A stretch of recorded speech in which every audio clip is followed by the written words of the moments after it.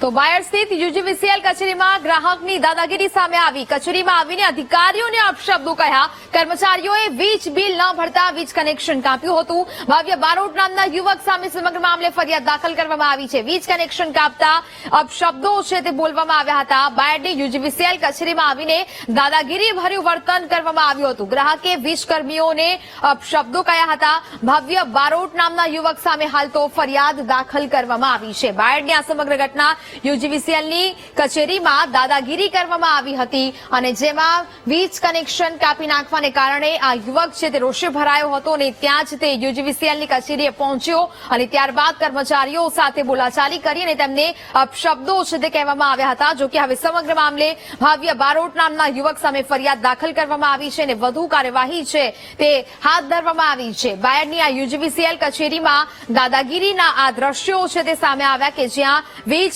Connection કાપી નાખવાને કારણે આ યુવક રોષે ભરાયો હતો અને સીધો જ યુજીવીસીએલની કચેરી ખાતે પહોંચ્યો ને ત્યારબાદ અપશબ્દો કહેવામાં આવ્યા. યુજીવીસીએલના કર્મચારીઓ સાથે બબાલ કરવામાં આવી. જોકે હવે આ સમગ્ર મામલે ભાવ્ય બારોટ નામના યુવક સામે ફરિયાદ દાખલ કરવામાં આવી રહી છે.